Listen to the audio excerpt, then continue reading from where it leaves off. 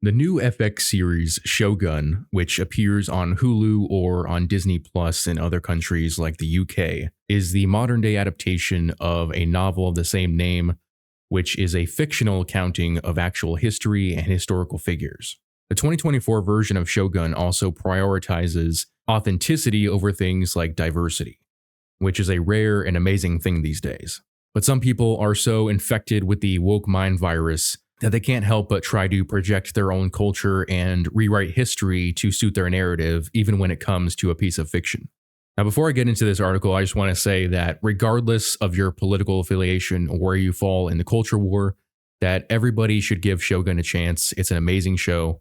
Even people in Japan are praising it for its authenticity. William Spivey is a writer for Medium, and if you look at his contributions, he almost entirely focuses on Black culture. If that's all he wants to write about, that's fine. But in this article, he pretends to care about historical accuracy over representation, which I believe is a lie, but I also think that's a diversion from the fact that he prioritizes representation over story. This article is titled, "Where Are the Black People in Shogun?"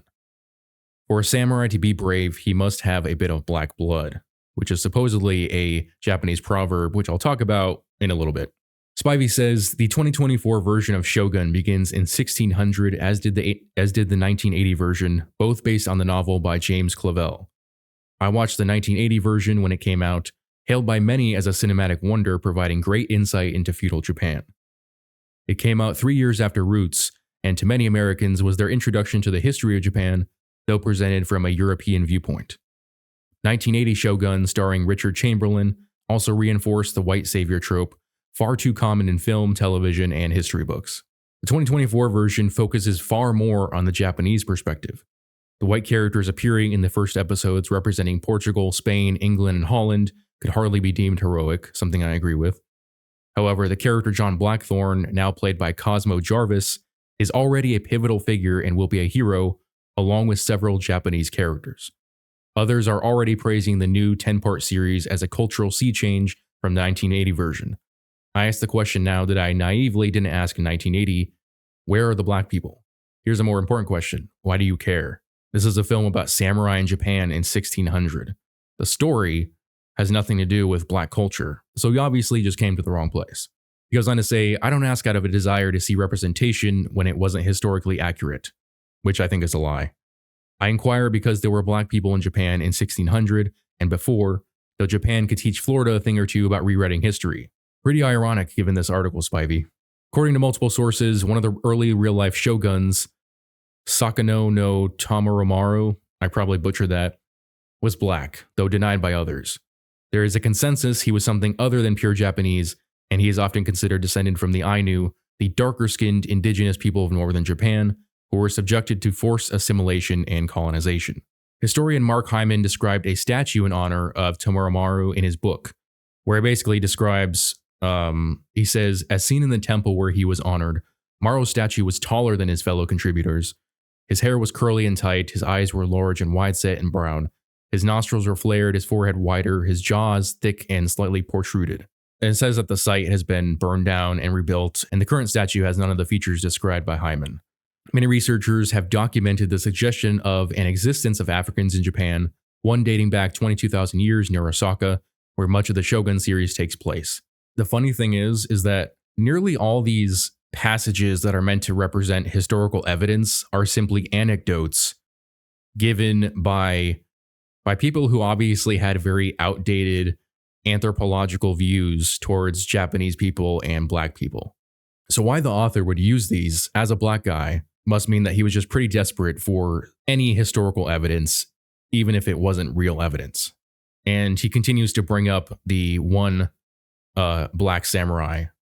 Though he says whether or not Tamuramaru was black won't be resolved here, but the existence of black people in Japan in the period Shogun depicts is not in doubt. Black slaves and crew members accompanied the Dutch, Spanish, Portuguese, and French ships, while British ships didn't typically have black sailors until after 1800. The ship sailed by John Blackthorne was a Dutch vessel which often used black sailors in 1600. Blackthorne's character was based on the real-life William Adams, who landed in Japan in 1600 on his ship, which I'm not going to pronounce, sailing under Holland's flag. And he continues to give anecdotes and also talk about like the same guy over and over again. But what he's been consistent about throughout is that really all we know is that there were some black people in 1600. The article ends where he says the primary setting of Shogun was Osaka, which was Japan's economic hub and cultural center during the period of the series. If there were black people anywhere in Japan, and there were, they would also be in Osaka. Not necessarily freely living and roaming among the people, but certainly as part of the groups of European emissaries. Perhaps the 2024 version of Shogun will break ground in future episodes and include the black people present at the time, though they didn't in 1980. There is a range of hues among the Japanese people depicted. Maybe one will be revealed to be black. There are some upcoming naval scenes pitting Japanese ships against Europeans, so there's hope some black sailors will appear. We will see. So he talks about how there were some people in Japan, but even he admits that you probably wouldn't have seen them. And just think about the modern day Japan. If you watch any YouTube or TikTok videos of people just filming city streets, and you want to talk about cultural hubs, they're often filming in like Tokyo. How many black people do you see there? How many Hispanic people do you see there? How many white people even do you see there? You know, if those videos are an actual reflection of reality, which they are because they're just filming random people walking through the streets, there's not a whole lot of diversity in Japan, and that's in 2024. Even if you can prove definitively that there were some black people in Japan in 1600, they were probably so rare that you wouldn't have seen very many of them. The average citizen probably wouldn't have seen them. And let's not forget that the main character of the series is a daimyo. He's a Japanese lord. The story is about the infighting among these daimyos who are fighting over the power left behind by their former leader, as well as the Japanese trying to fend off the economic monopolization of Japan against religiously backed factions from Europe. The main character of the series is not a census taker. The story is not focused on reflecting every single demographic present in Japan in 1600, regardless of how large or small that demographic is. Works of history or fiction, especially fiction, do not need to include every group of people. They only need to include whatever group of people that the author imagined were present. This guy talks about hoping to see black people in a show about samurai, the same way that I talk about wanting to see comic book accuracy in a Marvel film. And it's weird. I'm a white guy, and if they didn't have any white people in the show, that would be fine. If they removed the storyline of the Portuguese and entirely focused on the political maneuvering and the infighting between the daimyos, I would still be captivated. I don't need to see myself in a show for it to be interesting. It just has to be something that I'm interested in. But people like Spivey can't seem to look past that. They need to see a representation of black culture in everything, regardless of whether it's historically accurate or if it's a work of fiction. But he pretends to care about historical accuracy while providing nothing but anecdotes.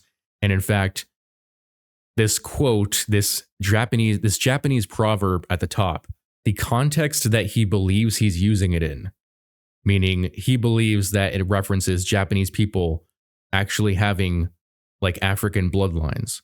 That context was actually attributed to a French naval doctor from the 1870s who had some very outdated and racist ideas about the Japanese and their origins. He believed that the Ainu people, the indigenous people of Japan, must have been white and that they had interbred with a darker race in order to make the Japanese, which he saw as something in the middle. So as a black guy writing a story about wanting to see black culture in a samurai show, that's definitely not a quote that I would have used. And who knows, maybe the showrunners are actually super woke and they didn't want to show any black people as being part of the colonization of Japan, even if it would have been historically accurate to show black sailors on a Portuguese ship. I bet Spivey never thought of that. But luckily, there are those of us who can simply enjoy things without having to see a representation of modern day cultural ideas painted over everything, whether it be history or celebrated works of fiction. But if you guys have watched Shogun, let me know what you think about it in the comment section below. Episode 2 should be coming out tomorrow, which I'm really excited about. But that's all I had for today. If you guys enjoy my content, I would appreciate it if you would hit that like and subscribe button, as well as the notification bell so that you never miss out on a new video. Thanks for watching.